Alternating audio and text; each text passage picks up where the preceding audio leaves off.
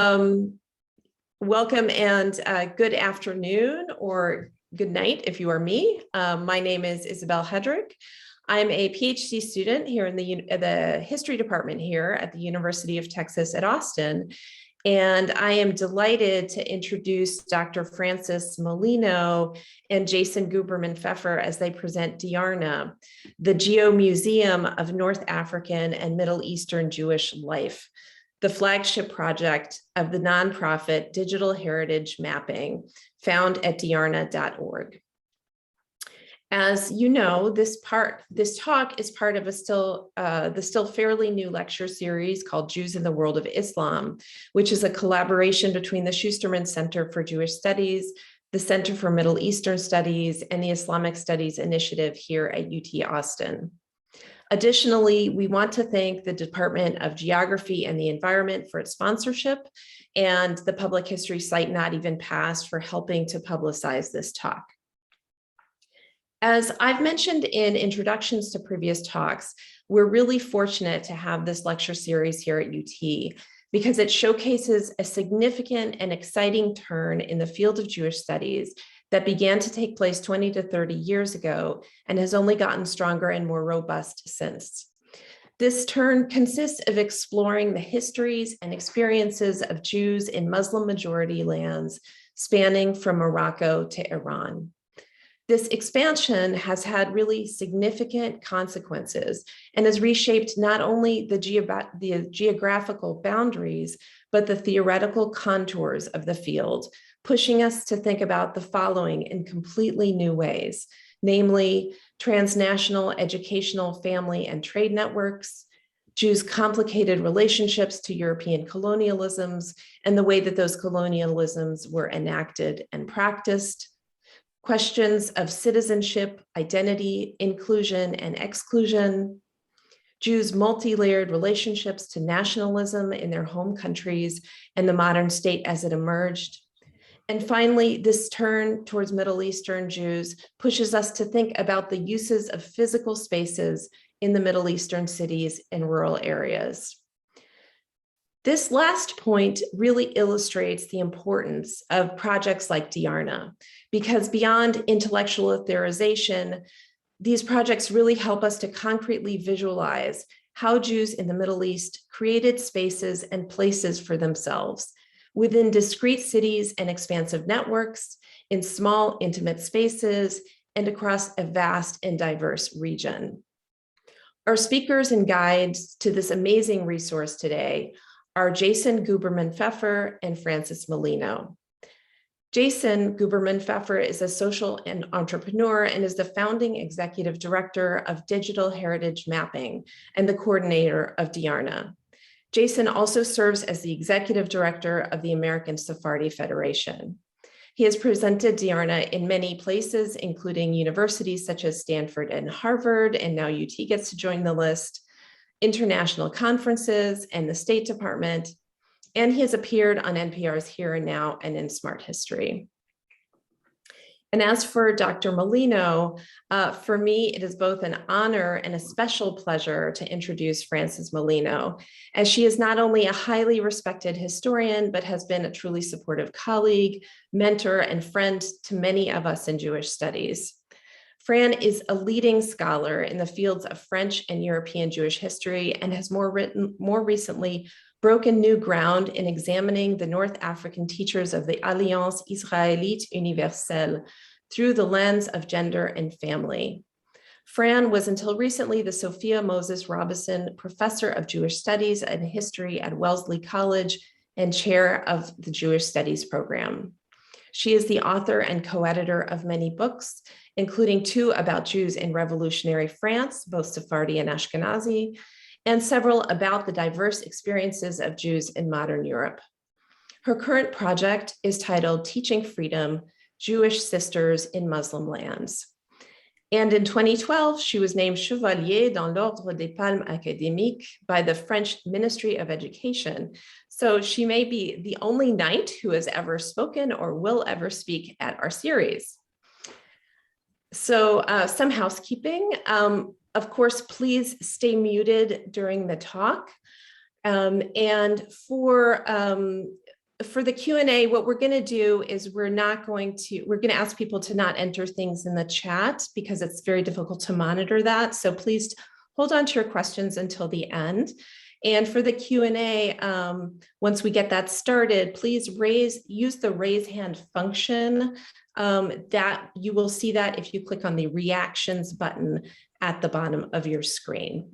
And without further ado, please welcome Francis Malino and Jason Guberman-Pfeffer. Thank you, Isabel, for your kind introduction. Let's see, I am not muted, I hope.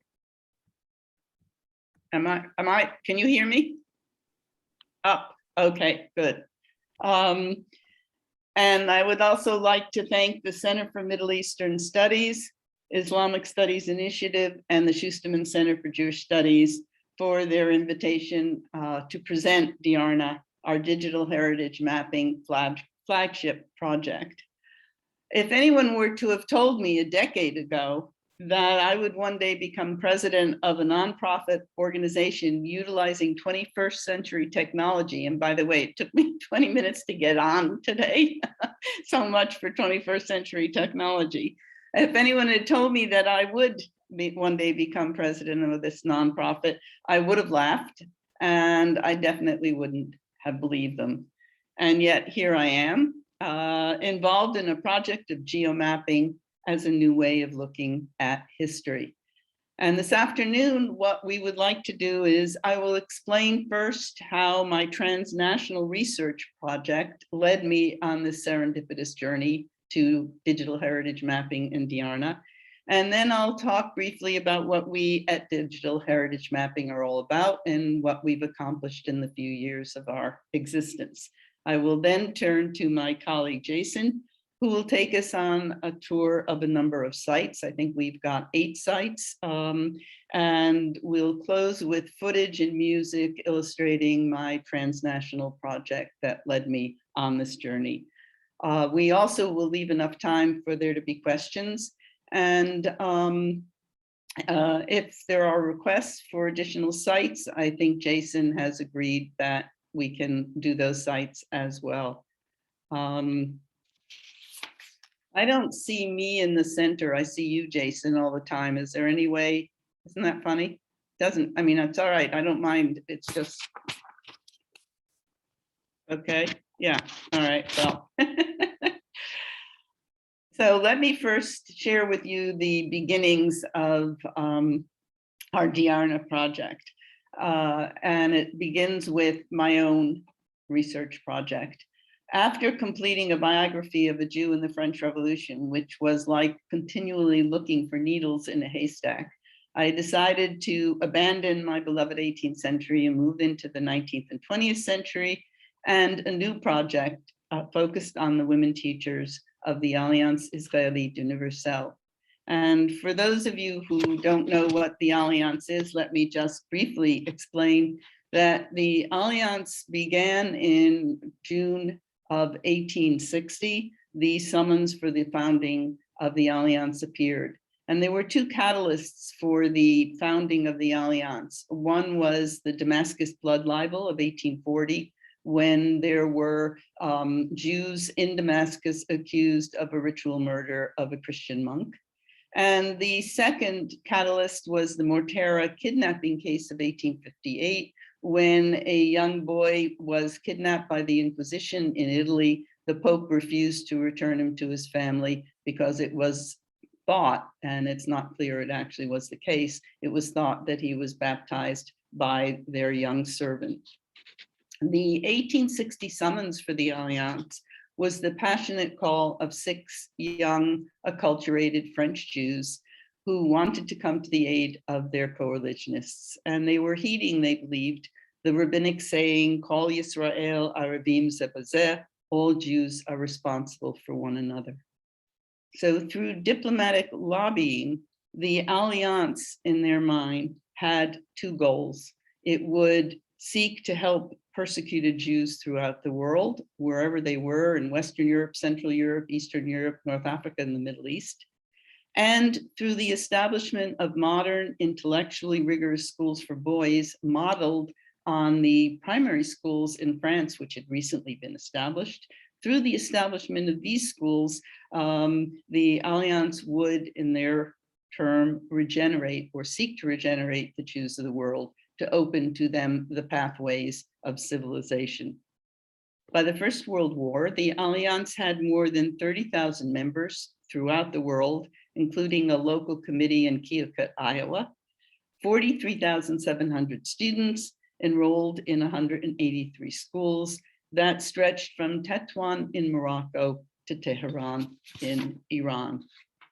Many of the schools actually presented at the Chicago World's Fair in 1893, and their presentations were juxtaposed to those from American colleges and universities. So this is just a snapshot of the Alliance as this international Jewish organization. I first became interested in working on the Alliance teachers when I was preparing a review of a colleague's book, and I came across a footnote. So far, there has been only one study devoted to the female teachers of the Alliance, and the study listed was 13 pages long. So I immediately called Aaron, asked him if this was still the case. Indeed it was, he said. And I thought, well, I would like to spend the next summer, exploring the Alliance archives to test the waters and to see if I could uncover the lives of these women teachers. I was determined to do this despite the fact that Aaron and other colleagues suggested that there was nothing personal in these archives, that it was all formal. So let me just briefly tell you who the teachers were, and then move along to why all this matters in forming Diarna, our Diarna project. The Alliance had originally expected its teachers to come from France, and originally there were a few who did. But generally speaking, the French Jews, neither the female or male teachers, generally speaking, they were not interested in going to towns and villages in North Africa and the Middle East. So the Alliance came up with another plan, which was to take the young 14-year-old Jewish girls and boys who excelled in their exams and were medically fit, and to bring them to Paris, where they would study in normal schools for 4 years, after which they would take exams, which were given to all French males and females who wanted to become teachers. They would take these exams, having passed and also passed exams in Jewish history and Hebrew. They would be sent back to North Africa and the Middle East to establish the network of schools the Alliance intended to build.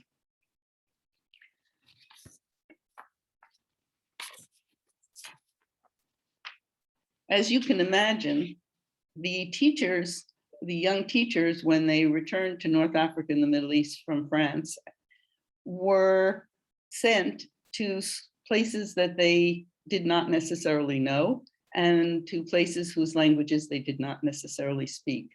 After the very early period, teachers were not sent back to their place of birth. And so, as you can imagine, loneliness set in for these young women, especially. And I'll read you just one description to give you a sense of what it was like for these young women once they left Paris and returned to North Africa and the Middle East. We disembark in a city of the Orient or of Africa, which is unknown to us. In effect, according to the laudable and prudent, but not agreeable traditions of the Alliance's Central Committee, those who come from Haifa are sent to Smyrna, while the Tunisians are sent to Egypt. It is necessary to install oneself, look for a room, a pension. Neither mother nor older sister guides us. Besides, not having earned our first trimester salary, we have no funds. We are isolated and miserable with no relations and no friends.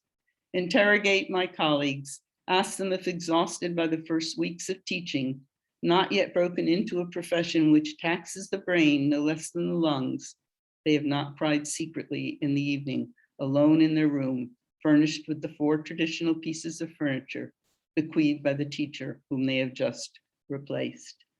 Now, these young women and the male teachers as well were not without direction. They were given a huge manual prepared by the Secrétaire Général of the Alliance, which detailed the syllabi for the courses, how they should organize the school, how they should treat the parents of the students, rules of discipline, whether they could or could not marry.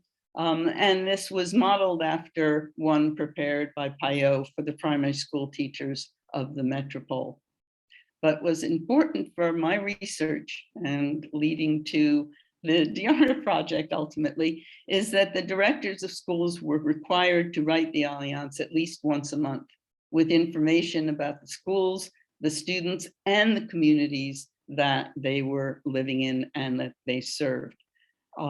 Once the teachers got used to writing these letters, the epistolary tradition continued, and they continually wrote letters, not just once a month. Significantly, the rules were to be followed, and if a teacher failed to follow them, then they were fined, decrease in salary, change of post, or dismissal. So back to my summer in Paris. I decided that I would arbitrarily choose 5 young girls and follow them, see what the archives would show me, whether there would be enough. And I chose them from one of the pensions that the young girls were studying at, Madame Isaac's, which was the best of the 3 normal schools that the Alliance sent students to. The first young woman, Lucia Vadia, had come from Salonika. She was sent for her first position to Alexandria, subsequently to Rhodes and Bursa in the Ottoman Empire.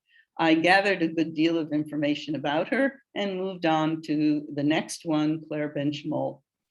And I stayed with Claire because she intrigued me, not only because she was utterly brilliant, the smartest one at Madame Isaac's, but also got the highest grade in the teaching requirement exams that were given in France. But she was a feisty, independent woman, and I kind of bonded with her. So I followed her when she left to return to Tétouan, and during the years when she married and had children, and established a very thriving school, gained a great reputation for herself in Paris, and then subsequently became embroiled in a community dispute, she and her husband, and she was told that she would have to leave for Tripoli to establish the school there. For me, this was devastating news as I was reading the correspondence, because I knew that she had issues each time she had a child. And there was one Jewish doctor in Tétouan, Dr. Berliowski, but there were no Jewish doctors in Tripoli. And in fact, she left for Tripoli and 2 years later gave birth to a daughter and died in childbirth. And I will read to you what her sister wrote, and then we will see why I was hooked with these teachers. Words are too weak to describe the intensity of our sadness. We are driven crazy, and I am still asking myself if this terrible death is not just a nightmare which will soon be over. How do we answer these poor little orphans who cry for their mother and who tear one's heart out by their childish logic? How do we draw the moral force necessary to withstand the severe test? How do we console ourselves with such an irreparable loss? The entire city is in mourning for my poor and dear sister, and all her pupils are crying for her. My dear mother, already so sorely tried, forces herself to hide her sadness in order not to revive ours. So what you can see from the few things I've read to you and from Claire's sister's letter, that the material I was finding was not only about schools and curricula, certainly it was about the communities that these teachers served, but it also spoke to the very personal lives, struggles, accomplishments of these young women. And in fact, what I found were thousands of letters still held together with rusting straight bins, testifying to the braided, contested lives of these teachers. Along with that, very soon after I began the project, I had access to archives from Morocco that included material about these women subsequent to their retirement. And then as I moved along in the research, most recently, dossiers were returned to the Alliance from Moscow. Now you might wonder what were dossiers doing that belonged to the Alliance in Moscow. When the Germans came to Paris in 1940, the first building they occupied was the Alliance Israélite Universelle building. And on the top floor of this building, in the Secrétaire Général's office, were dossiers of all of the teachers and very personal information and correspondence from them. And the Alliance worried that this information, personal, would get in the hands of the Germans, loaded these boxes on vans, and the vans took off hoping to get to the unoccupied part of France. Probably what happened, and this is not something we can prove, but probably what happened is the material was confiscated by the Germans because it showed up in Berlin at the end of the war and was taken by the Russians and put into the Soviet archives. And if you know anything about Soviet archives, they're designed so you can't see anything in them. And so these dossiers were in pristine condition and were finally returned to the Alliance after I decided to work on this project. So based on this veritable treasure trove, I was determined after that summer and then subsequently all this archival material to explore the goals, self-identity, struggles, and accomplishments of just the pioneering generation of Alliance women teachers. So you might be asking yourselves why this relates to digital heritage mapping and Diarna. Well, it was this project and the material that I was finding, which I was speaking about at a synagogue in Boston, Massachusetts. And after the lecture, a young man came up to me and asked if we could talk briefly again. And I said, of course. And we decided to meet the next day at Starbucks in Newton, Massachusetts. And this man, Jesse, had recently traveled to Morocco with his wife and had accumulated hundreds and hundreds and hundreds of photos and material. And he began to show them to me. And then I began to talk about the material I was accumulating around the teachers of the Alliance, the photos, and the schools. And all of a sudden it occurred to me, wouldn't it be wonderful if we could place these photos, the ones that Jesse had and the ones that I had, in geographical and historical context? And Jesse just said, well, of course we can. We just need to embed them in Google Earth. And that began our project. And within no time, a matter of months, word got out that we wanted to do something like this. And young Muslims, Christians, and Jews all volunteered their time and expertise. It was extraordinary. For example, our web developer was a native of Casablanca, based in New York. Our Google Earth specialist lived in Belgium. Our outreach director was from Iran. The only Jewish tour guide in Morocco offered his expertise, as did a Yemenite journalist who offered to take photos. Finally, there was Josh, a brilliant young photographer living in America who would happily travel anywhere. And all this happened within 6 months of the idea at Starbucks in Newton. Tom Sawyer could not have done any better. But in our case, we were also in a race against time, and sites were being destroyed as we were beginning to identify them. So let me share with you briefly some of our accomplishments before we take our tour. We created a nonprofit, Digital Heritage Mapping, and launched this flagship project, Diarna, which means our homes in Judeo Arabic. And as we've seen, the Diarna is a geomuseum of Jewish life in the Middle East, North Africa. And we accomplished this by first mapping the site within Google Earth, and then creating a data layer of archival and contemporary documentation, including photographs, video interviews, three-dimensional architectural reconstructions, and immersive panoramas, all designed to create gateways to the Jewish communities of North Africa and the Middle East. Since that early beginning, our teams of Diarna researchers, photographers, and interns have undertaken over 60 expeditions and documented over 3,000 sites throughout North Africa and the Middle East.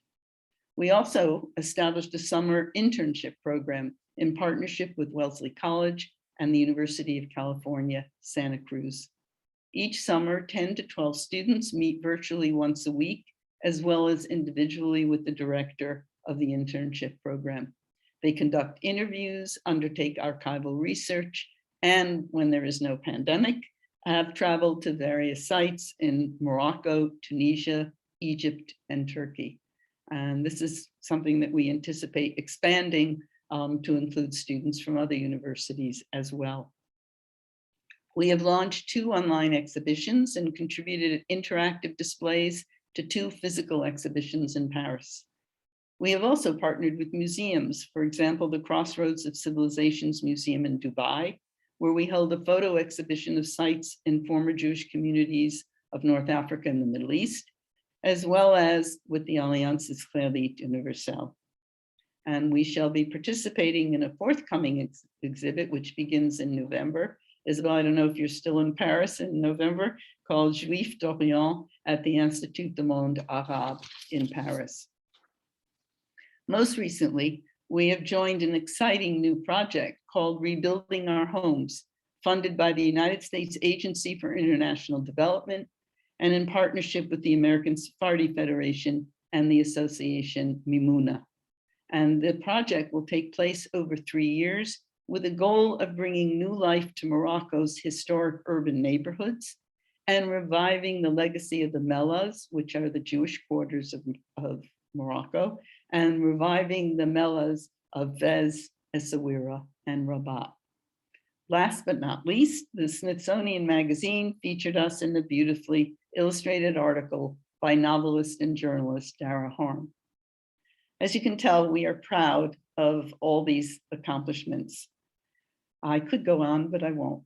I would like now to turn to Jason, who will take us on our virtual tour, and we will end with some lovely music as well as photographs from the Alliance. Thank you, Fran, and thank you, Isabel, for that wonderful introduction. As the Tom Sawyer for much of Diarna's history, it's been a great honor to work with Fran and all the many volunteers over the years since we got started.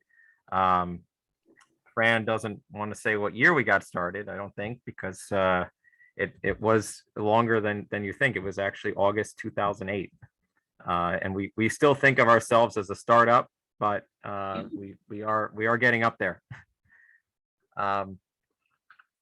One way we've been getting up there is exactly all the missions, all the research expeditions, all the exhibitions, and even this intro video, which I'm going to show you right now.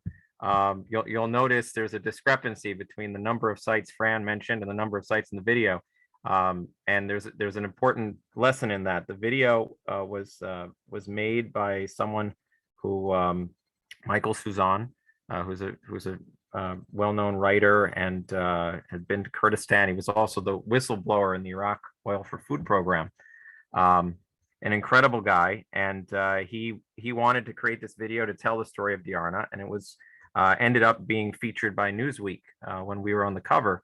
That was 3 years ago, and you'll notice that the number of sites has more than doubled from 2017 to now. So with that, I'm gonna share it, and then we'll dive into some of the sites.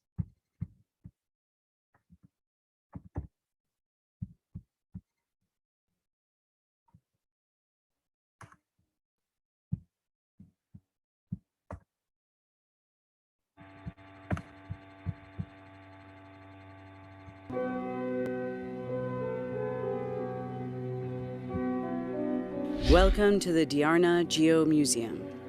Diarna means our homes in Judeo Arabic.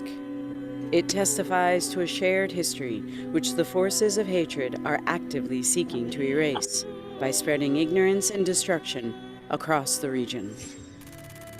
In 2014, after seizing Mosul, Islamic State fighters made a public spectacle of destroying the tomb of Jonah. Across the region, Christians and other minorities are subject to the same persecution once reserved for Jewish communities.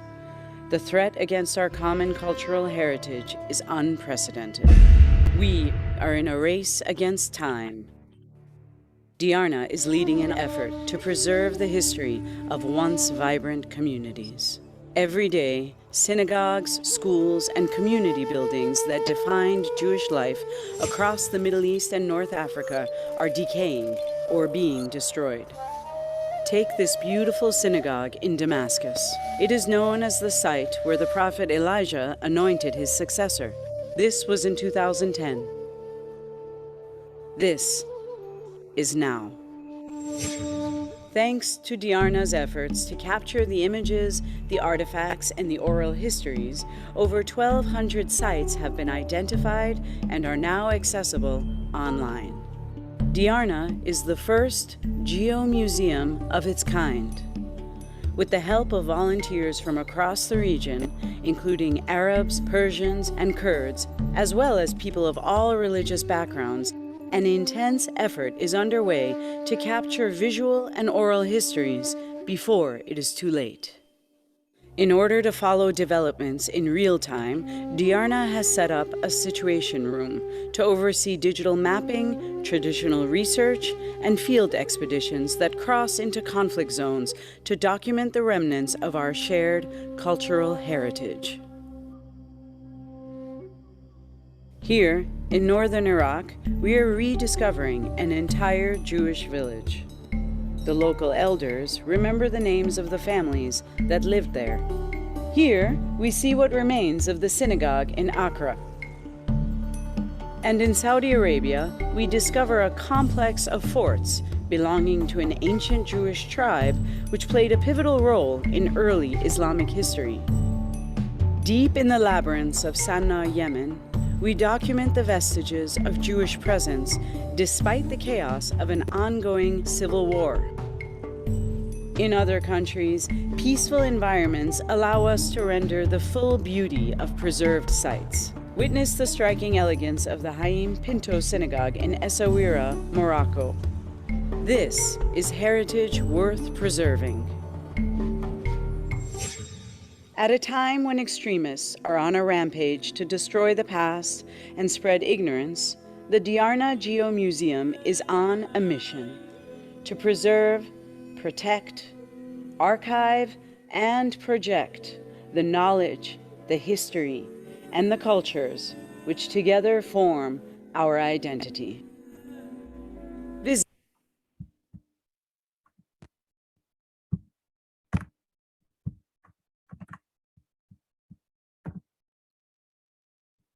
Everyone see the map? Okay, good. So that was the overview of Diarna. As I said, we have upwards of 3,000 sites mapped now. In the last few years, we've also we've never turned down documentation. Let's put it that way. So we've always had sites in Latin America, sites in Asia, some sites in Europe, even if they didn't strictly speaking fit our geographic focus with Diarna. So in the past couple of years, we've also created Betenu, the Atlas of Jewish Life. So now we have an additional 2,000 sites around the world as we keep trying to apply this research technology and methodology to preserving and making accessible Jewish history. We're going to go to one of our favorite early sites. This is a site called Slat Sabah in Fez, Morocco.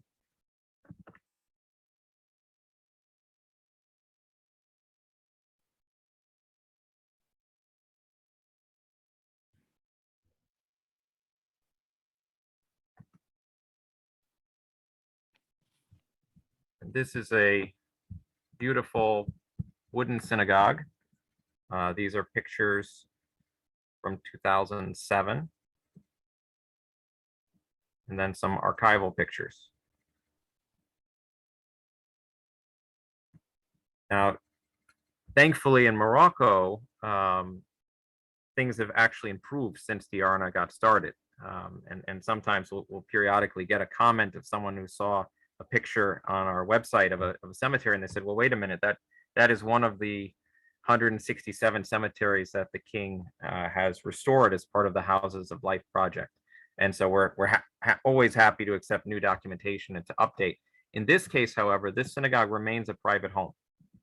And so when the researcher went, they were not able to get in without some negotiation. But when they did get in, they were able to film it. And then subsequently, we were able to find Makluf Mamon, a man in the Boston area who was able to tell us about his grandfather's connection to the shrine, to the synagogue. And then we also found this amazing archival footage. Now, there had been a documentary in the 1950s that showed the synagogue, but it had not identified it. So it was purely from the pictures and being able to go through it that we were able to find the synagogue. Event of the feast, the reading of the Book of Esther in the synagogue.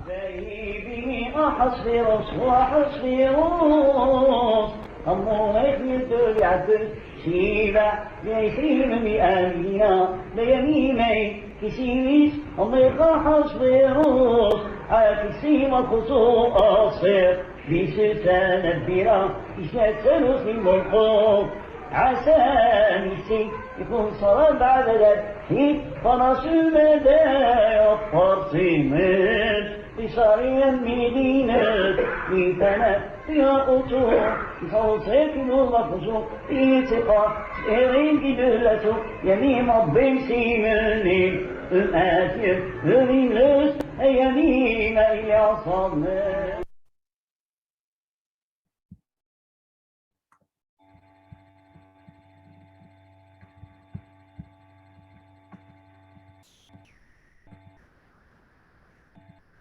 The next site we're going to go to is in Saudi Arabia.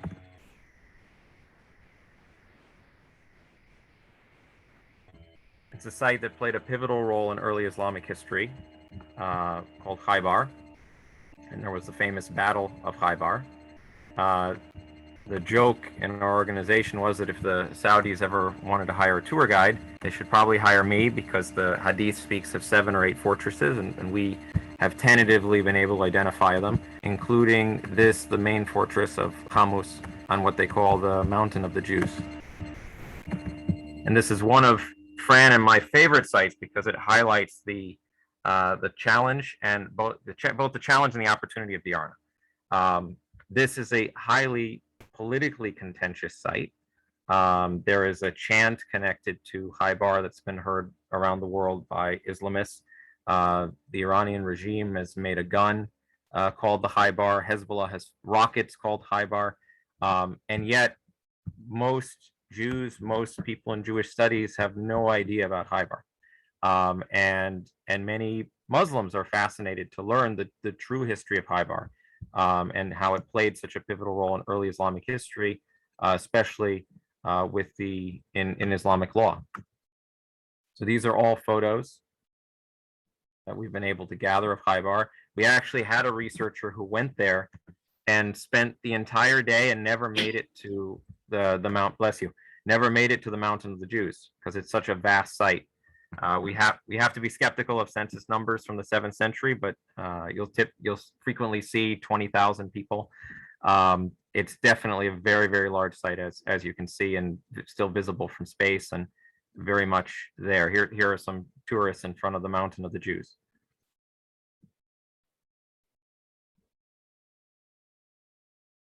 So this was the first place where the jizya, or the tax on non-Muslims in what would be Muslim land, was applied.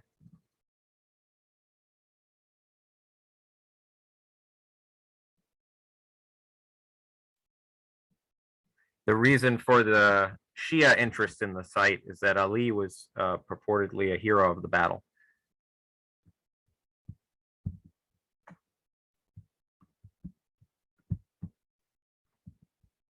I'm going to switch over now to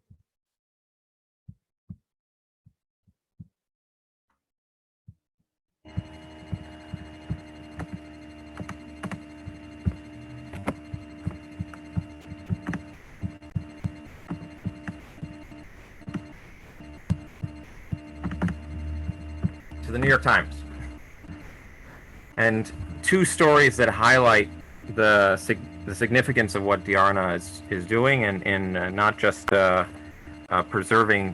preserving sites and making them accessible, but also writing the history in a way, and making sure that it's not forgotten. So this is a beautiful article that was in the New York Times, an Iraqi town where Muslims, Jews, and Christians coexist in theory, and it centers around a mysterious Jewish holy man called Hazana, and it goes in to describe in great detail about how the people in the town have no idea who this is, when they lived, or any details about them. Now note the picture here, and then I'm going to flash ahead to the picture at the end. And this is supposedly Hazana's grave. And you see is variously described as a son of David, the grandson of Joseph, or just a little known prophet.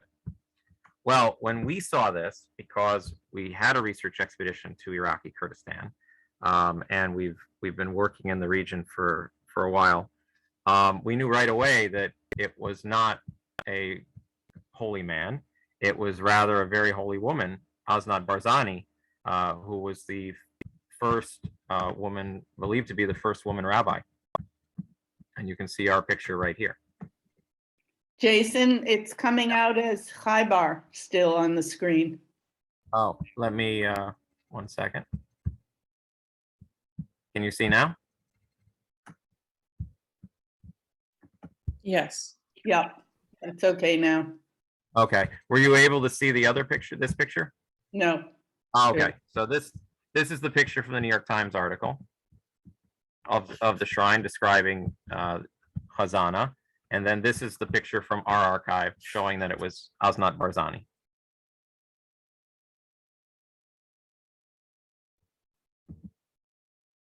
And Asnat Barzani lived in the 17th century, was not only a rabbi but also the head of the yeshiva at Mosul, and was left quite a few letters. We also have correspondence from other rabbis of the time referring to her in very laudatory terms. And we have some of this history here. So when we started Diarna, we would be presenting on two laptops, one with the beautiful photo collections that had been developed, and the other with the Google Earth. And over time, we were able to merge the two, and they're accessible through our website, as well as in Google Earth, which I've been showing you. The second article we're going to look at is a more recent one. This is also from the New York Times. Tomb of Joshua, revered prophet, beckons believers in Baghdad. Also presents some mystery about who the occupant of the shrine is, and even mentions, to the reporter's credit, even mentions that people remember the Jewish presence, but fails to mention the Jewish connection to the shrine, which we talk about in our entry, which is quite significant, including how in the 19th century, one of the first modern cause célèbres in Baghdad was the burial of the Hacham, the chief rabbi, Abdullah Somek. When the community wanted to bury Abdullah Somek at this shrine, there was contested ownership, as both Muslims and Jews saw it as a holy site, and had disputed the management of the shrine. So it ended up causing arrests, causing the governor to be eventually be replaced. It was settled, but it was an early shockwave for the Baghdad community, which would then, also connected to this shrine, be felt again with the Farhud, which was the Nazi-inspired pogrom in Baghdad in the 1940s, and which actually, according to the British report of the incident, may have begun with an attack on the pilgrims to this shrine who would go during the Shavuot season.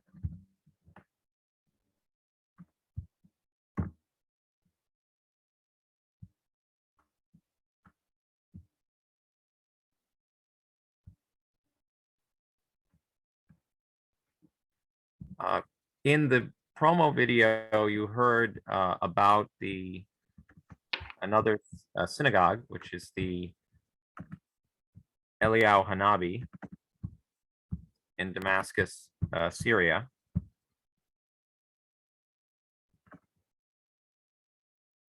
And this we've had several researchers go to over the years.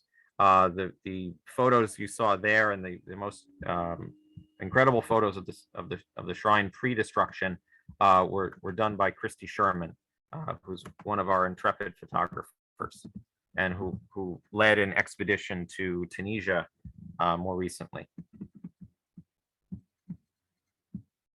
This is what happened before. This is pre-destruction, these photos.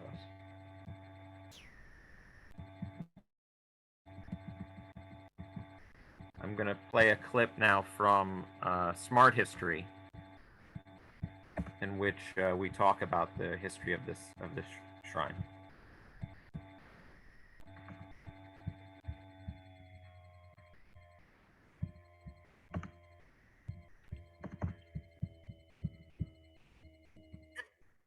A synagogue dedicated to Elijah and also Elisha, both prophets who are revered in the Judeo-Christian tradition, but also for Muslims, also in the Islamic tradition. There was a plaque attesting to the prophet Elijah or Eliyahu anointing Elisha to be his successor. What we find is that many of these sites that were sacred to Jews are also sacred to Christians and to Muslims. And thanks to this, many of them have been preserved. This was a very important and beautiful synagogue for centuries, and Jews made pilgrimages there, they worshipped there, miracles were said to have been performed there. I mean, this was a very special place to the Syrian Jewish population. And like so much synagogue architecture that we see around the world, this very much reflected the time and place that it was built. So the architecture is reminiscent of Ottoman architecture, and the lamps and the tapestries and the kinds of decorative features that we see there. And its centerpiece was a blue wood-carved teva. The teva is in the Sephardic tradition in the center or in the back of the synagogue. In this case, it's in the center facing the ark in which the Torah scrolls are located. Our perspective on synagogue architecture is shaped by the influences of Christian design. So rows of pews and the rabbi speaking from the pulpit towards the audience, whereas the traditional Sephardic design is the opposite. The rabbi is in the center and with the congregation is facing the ark. The seating was also communal. It's not benches, it's couches, and there was lush carpets and chandeliers. So we have this beautifully decorated space with these carpets and lovely burgundy and gold colors. We have this beautiful gold menorah, this lush, welcoming space, the courtyard, all of this largely abandoned in the last 150 years. The pivotal event in modern Jewish history in Damascus is this blood libel from 1840. This is an event where Jews were accused of killing a monk who went missing. In medieval times, there was an accusation that Jews would kill Christians, usually children, and use their blood for ritual purposes. The 1840 blood libel, several Jews had been arrested and tortured for the accusation. There were riots against the Jewish community, particularly in the Jobar neighborhood of Damascus, which resulted in the flight of the community from Jobar. So there's so many strands of Jewish history that bring us to this synagogue in the suburbs of Damascus. It seems like a critical time to be documenting these places. We have a population that's aging that can tell us still about these places. We have the turmoil in the Middle East that's endangering the physical traces of Jewish life. And so the work that Diarna is doing is incredibly important. This synagogue is a poignant and troubling example of the urgency of this work. When we had our researchers there before the uprising, it was beautiful, it was preserved, and it's been looted, it's been destroyed. Now it's even been hit by bombs since the official destruction of it. It's very sad, very troubling for what will remain of cultural heritage in the future. And that was with Dr. Beth Harris, who did an amazing job. We also had a researcher who went to the purported grave of Father Thomas, who was supposedly the victim of the non-existent bloodthirsty matzah bakers. And he was a Christian volunteer from the Midwest and was absolutely amazed by Christian Syrians who took him there and told him with a straight face that they absolutely believed that the Jews had killed Father Thomas. And he tried to school them on the laws of kashrut and how first of all murder is up there, and also, you know, eating blood of animals, no less humans, is not exactly kosher, and they would not hear anything of it. But he stayed in touch with one of those students who brought him there, and who's now in the U.S. and has hopefully come around. So this highlights some of the volunteers and extraordinary researchers that we've had over the years. We're gonna fly right now to one more site. I see there's a bunch of questions in the chat, so I do want to make sure we can get to them. The next site we're going to go to is the shrine to Esther and Mordecai in Hamadan, Iran. And I should say, purported shrine. We don't take a position on the veracity of religious claims with Diarna. We document all the different shrines, synagogues, and purported Jewish sites, because even regardless of their veracity, they have it. If there's a tradition connected to them, then they might have an interesting history for us to explore. So one time I was speaking to an Iraqi Jewish audience at the Bnei Naharaim synagogue in Queens, and they asked if we had the tomb of Daniel in Kirkuk in Iraq. And I said, yes, but we also have the tomb of Daniel in Shush in Iran. And you're going to have to work it out with the Persians, which one is the actual tomb of Daniel. In this case, there is a history to this shrine. Some historians have written about it. One historian thought it might be another Jewish queen, but not Esther.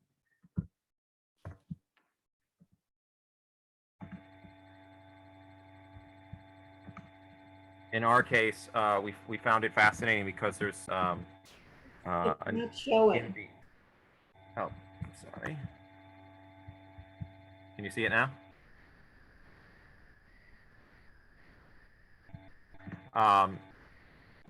So these are photos from Yassi Gabai, who is the architect who restored the shrine in the 1970s.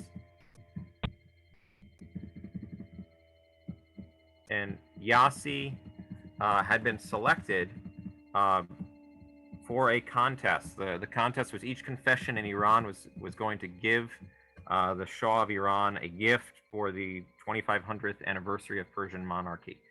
And the Jewish community's gift to the monarchy was to restore this shrine. And Yassi was this hotshot architect at the time, who had been educated in Paris, and won the competition. And they didn't realize that he had actually done this as a project for his thesis in Paris, was to restore the shrine. So he was already with the plan once he won to proceed and to implement it.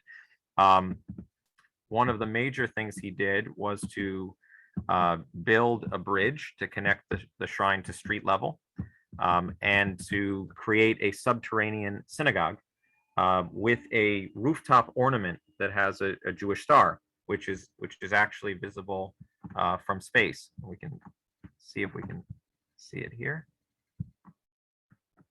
Well, this is our 3D model of the shrine. I'm going to turn that off.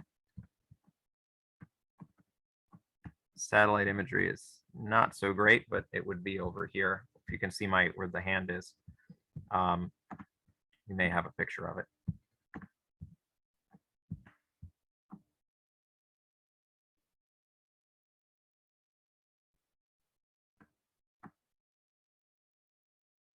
This is the door to the shrine, which it was a style of architecture called Imam Zadeh, and many other Muslim shrines actually have the same architecture.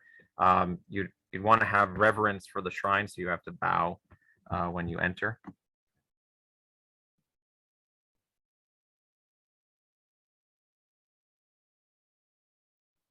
These are some pictures from the early century. And then these are these wonderful drawings from Christian pilgrims or from travelers. And so the knowing what the shrine looks like, it's always a question of, did they actually get to see it? Are they describing it to an artist? Because obviously there's a great variance between some of them. So here's the bridge I was mentioning, connecting the shrine to street level. And then there is the Jewish star visible from space.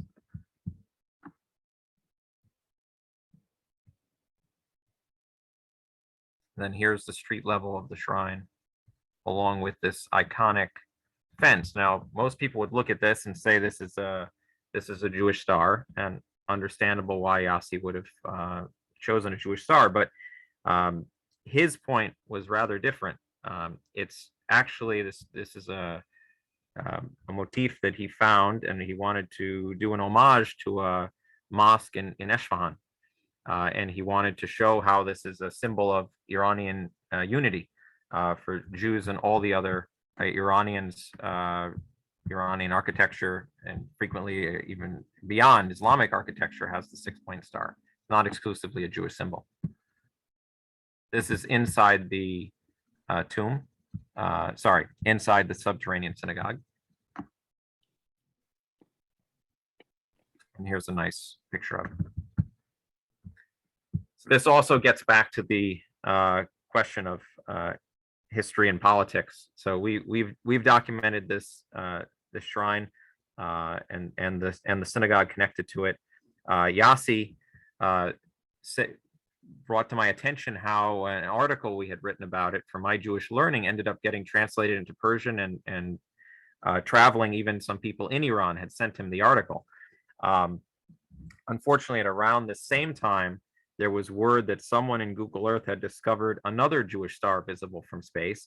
This one was at the Tehran airport, at a building that had been built by Israelis who had left it there from the 1970s, and no one had noticed until Google Earth, and it was immediately destroyed, unfortunately. But this Jewish star on the shrine remains. Yossi also mentioned to me that, he said, I'm the problem. This is great that you're bringing attention to this, but I was not known as a Jewish architect in Iran. I was just a great architect. And I did many other amazing projects. And so we ended up doing another project with him, highlighting sites that were designed by Jewish architects who have been forgotten or erased. In Yossi's case, erased from the history of other sites that he had worked on. Even this shrine, by the way, we've been told by people who've gone that the tour guides claim that the official guide there will tell you that there's been 2 restorations in the shrine's history. One which was done by the Mongols, which I'm not sure how many of you are familiar with Mongol restoration techniques, but they burned Hamadan to the ground, purportedly. And 2 is more recently by the government, but that was not that was actually to remove the fence and to do other things to the shrine that have been less than helpful. And more recently, the shrine has also been contested.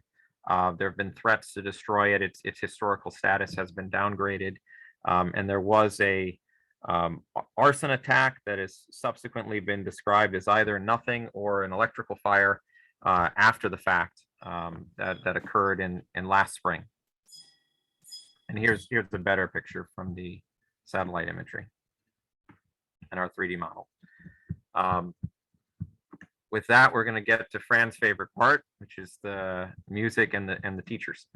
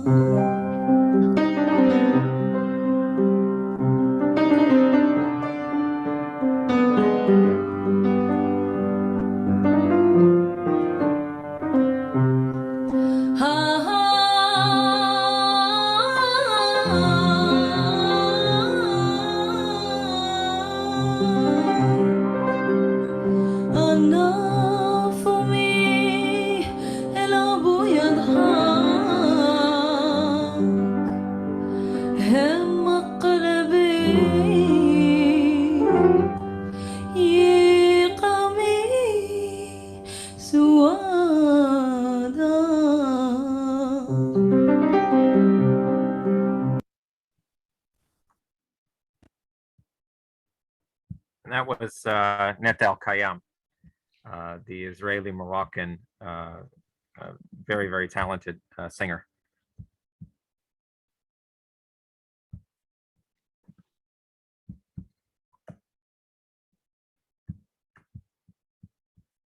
So now, Isabel, are we going to open it up to questions? Yeah, and I think that Karen Grunberg and Hina Azam will be moderating the questions, and yeah. But thank you so much. This was a fantastic, really wonderful presentation. Yeah, just absolutely stunning. I can't wait to dig into the website that you've created.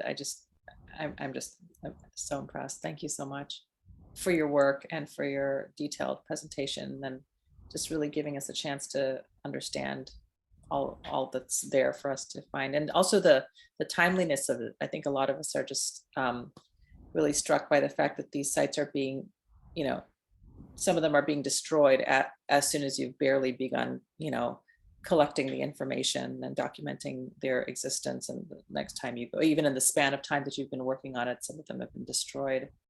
Karen, did you want to say anything? Because I know that you're going to be leaving fairly soon, and then I can sort of. Right. No, I just wanted to echo your sentiments, Hina. It was a fantastic, fantastically interesting presentation. As somebody writes in the chat, splendid but sobering presentation, and I'm so glad it's being recorded so that those who couldn't make it today will be able to access it on the Schusterman Center website. And yeah, on the YouTube channel, right? It's also, well, the whole presentation, I think that Isabel dropped it into the chat. Yeah, the YouTube channel of the Schusterman Center, exactly. So it's in the chat there.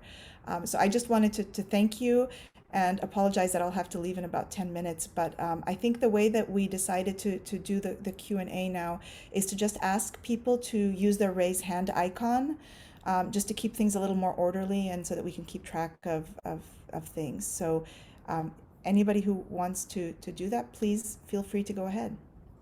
And I think probably, so the raise hand, you go to the reactions button at the bottom, and that is where you can raise and lower your hand.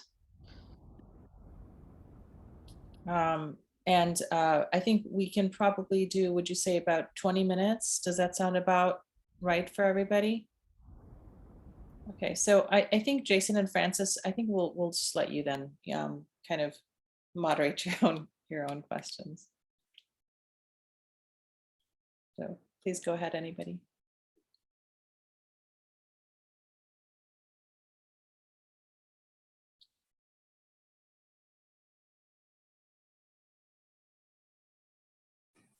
Oh, reactions. Oops. Rita, I think you can probably go ahead. I think right. Can you hear me? Yes, I want to know, first of all, thank you. It's a wonderful presentation. I wanted to know, on the maps, there were different icons. There was one that looked like, a Jewish star. One was a menorah and looked like there were tablets of the law, the 10 Commandments. What is the meaning of those different icons? I understood the mosque, but I was confused why there'd be a Star of David and a menorah.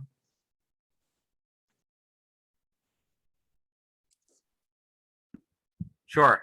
So I'm happy to field that. The different icons relate to different sites. So the tablets are a synagogue. This black icon is a shrine. Looking for some other examples. The green icons are schools. The red icons are cemeteries. And then the blue icon is a, you see the green icon is the school. The blue icon is, the menorah is just a generic Jewish site, which could range from an actual place that we have identified, a public place that has a connection to Jewish history, or it could be an entire town that we know that it had a Jewish presence, but we don't know much more. So you see in this example, Badra in Iraq, we have a source that says Jewish presence according to the Ben Zvi Iraq book, page 35. 4 Jews in 1947 on page 36. And then we don't know anything else about it, but that's why when we've with our website, you'll notice there's a disclaimer at the top, which encourages people to contact us if they have additional information, because in so many places we're never done. We're always finding new documentation, but in some cases we have very little to go on. In other cases, there's like the hand of the Jewess in Algeria, and we're not sure why this, but there's a number of geographic features that have Jewish names ascribed to them, and then we're trying to find out why. Thank you.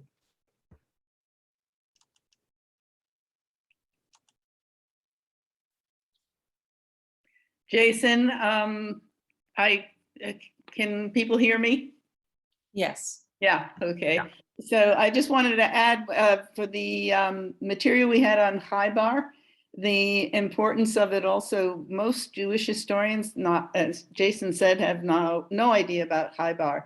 And Khaybar was where a Jewish tribe living in Medina fled to when Muhammad expelled the Jewish tribe from Medina.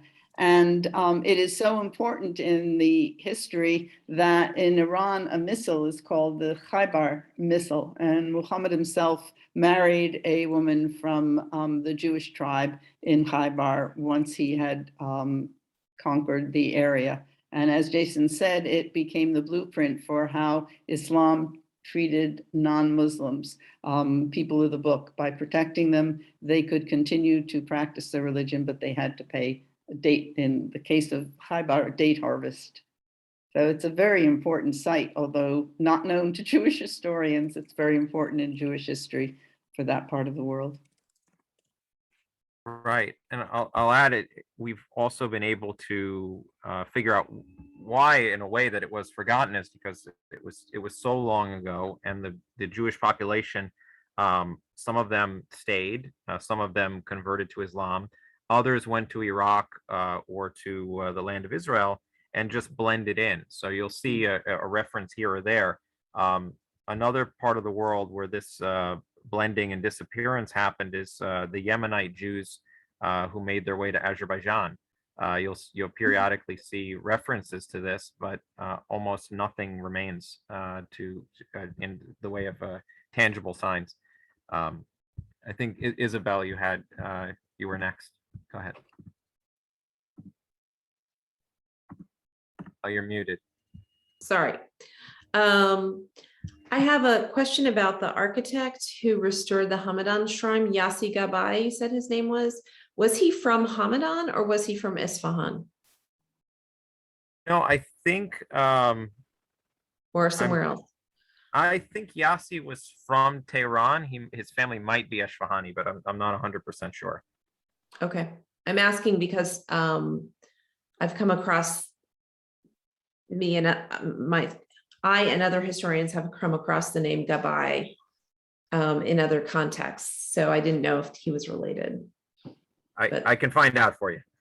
Okay, great, thank you.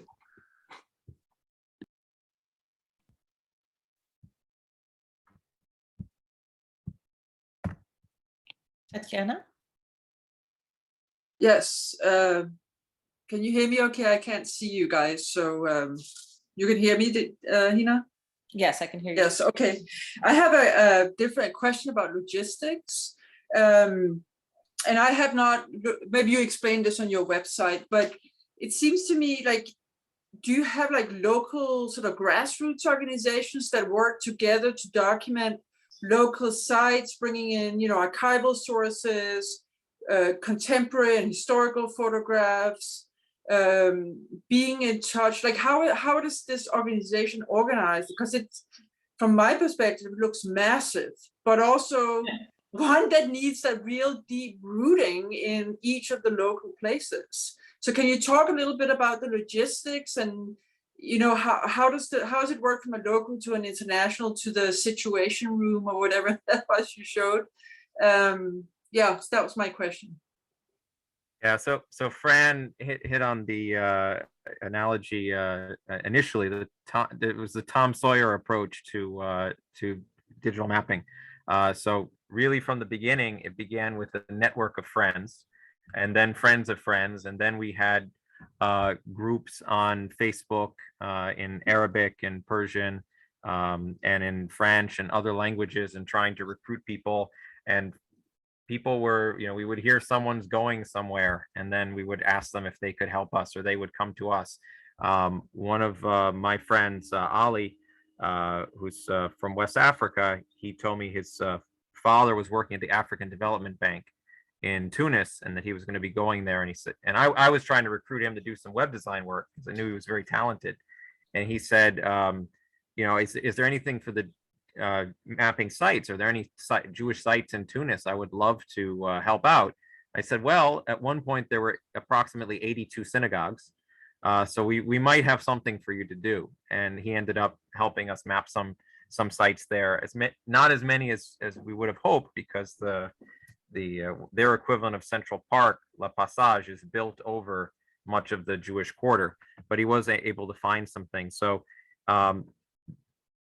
we still very much operate like that, but over the years, and thanks to some support, we have been able to be a bit more organized about certain expeditions. So Professor Malino and I co-wrote an article for AJS Perspectives, and the result of that article was a multi-year commitment from a foundation, the Kahneman Foundation, to sponsor research expeditions. So first they sponsored Southern Morocco, and then they sponsored Northern Morocco. Then they sponsored Iraqi Kurdistan and Yemen. And up until fairly recently, we would be getting support from them. And at that point, we could be more methodical and organized and have a proper team together. Otherwise, we're working with whoever we can find. In conflict zones, obviously, we're not sending a team from the US. We're working with local volunteers and really extraordinary people. And in the case of Yemen, there was somebody, just for the price of a cell phone, they were willing to help us document sites. And that footage of walking through the market and seeing the stalls that were formerly owned by Jewish Yemenis, that came from that person, and other places in Yemen as well. And then in some places, we also have great partners. So in the case of Morocco, we've worked for many years with Association Mimouna, who is a group of young Moroccan Muslim students who preserve and promote Jewish history. And they've helped us for years. And now as the partner on the USAID project, I was in Morocco this summer doing training for the students, who are then going to go out and do oral history interviews and 3D preservation of sites. So it's a wonderful partnership. We also have a great relationship. Another organization worth mentioning is the Drop of Milk Association in Cairo, and the Cairo Jewish community, headed by Magda Harun, who have been very helpful. And we had a research expedition to Egypt as well that was able to document many sites in Cairo and Alexandria that had previously been off limits. Esther, would you like to go?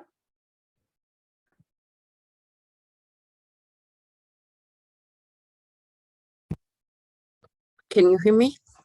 Yes. Is there a plan for similar site or a layer in Hebrew, Arabic, French, in regional languages that will make it accessible to locals?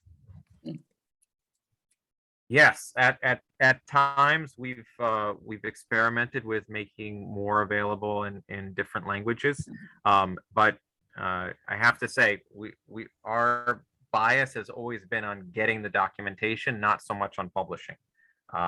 We've never been great at publishing. The only reason why the website is so beautiful in the way it is today is because we've learned that it can be a vehicle for finding new documentation. If you search some of the places that we've documented, or at least identified, if we don't have documentation, we may be the only search result in Google. And that's a good thing, because that means that people, somebody somewhere hopefully will find it and then get in touch with us and say that they have something to share with us about it. But you're absolutely right. We would love to have more available in Arabic. And recently, Fran mentioned about the exhibit that we did in Dubai. Subsequently, we launched a layer of Gulf Jewish historical sites, featuring the sites in Saudi and Oman and Kuwait and elsewhere that that has been getting a lot of attention throughout the region. So hopefully, inshallah, we'll be able to do more with Arabic and the regional languages. Thank you. Connie? Yes, there was no mention of Algeria, but it looked as though there were spots on the map. And certainly it's extremely important to Jewish history, to Algerian history, and to France today. So was it too complicated to work there, or you didn't mention it, so I just wondered why.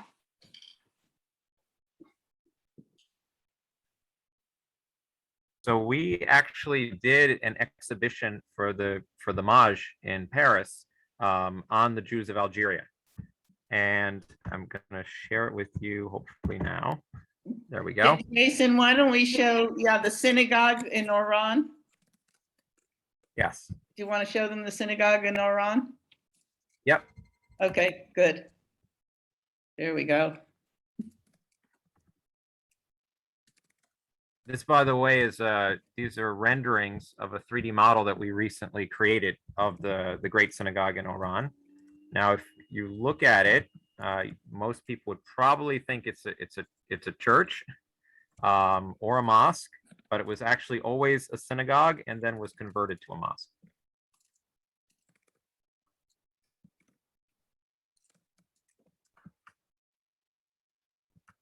But it has been difficult to operate in Algeria, as in other places. I mean, different times, at odd times, we're able to operate in, under Gaddafi, we weren't able to do anything in Libya. But then during the uprising against him, there was a reporter who was able to help us document sites. In the case of Algeria, we have had a couple researchers over the years who've been able to get there, but it's still very, very difficult. But that hasn't stopped us. As you can see, we have a significant amount of documentation. And we've got all those wonderful documentaries of Algerian Jews and musicians, and there's been, in addition to sites, there's material we have on the individuals who lived in Algeria. Yeah, we made a video as part of a series on Constantine, and tell the story of Enrico Macias, whose real name is Granacia, and it has all the sites connected to his life. So the record store where his father-in-law was the founder and was assassinated nearby, the cemetery where his father-in-law is buried, the school where he attended, all the different sites, and tells the story of Enrico. So I would like to get to some more questions, but you can definitely go on to diarna.org and look at the exhibitions and be able to see the sites we have in Algeria. This is one of my favorites, which is in the Algiers Cemetery, the World War I Memorial. These are for all the Jewish soldiers who served in the French army.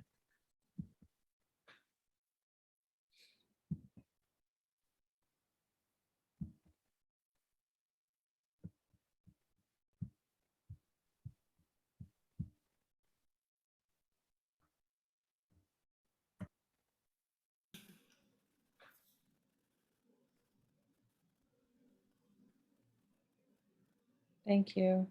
I think probably this would have to be the last question. Jay, would you like to go? Sure. Have the Abraham Accords made it easier in those countries that have developed relationships, obviously since you started in 2008?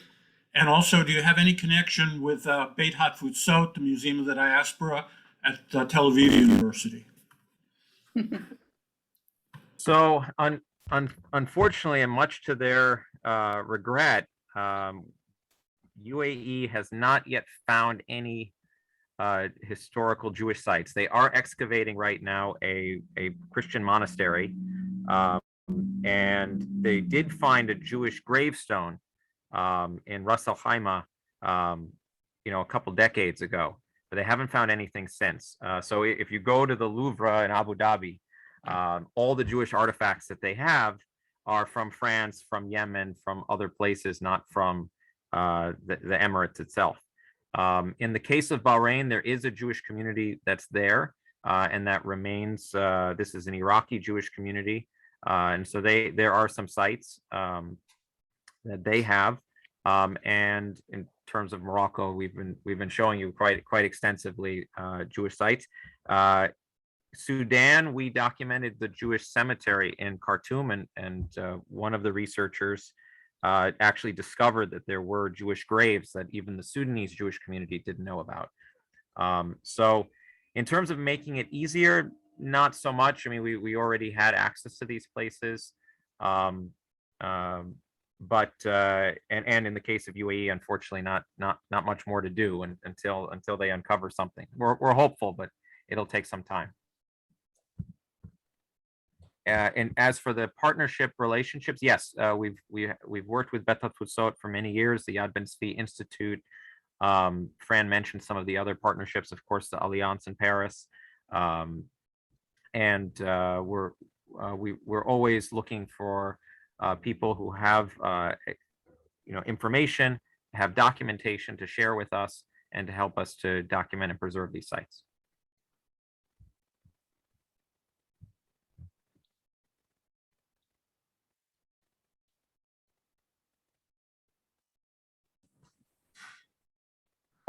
Great. I just wanted to draw us to a close now as we come to the last few minutes, and thank Professor Malino and Jason Guberman-Pfeffer for a wonderful and illuminating presentation. If you'll all just join me one more time in a kind of virtual hand clap together for them. Learning so much about Diarna and the wonderful legacy of Jewish life throughout the Middle East and North Africa that it's seeking to preserve. And to provide a rich effort at heritage preservation going forward. So thank you both so much for being with us and sharing about your wonderful work over these last many years. Thank you. Thank you so much. Thank you.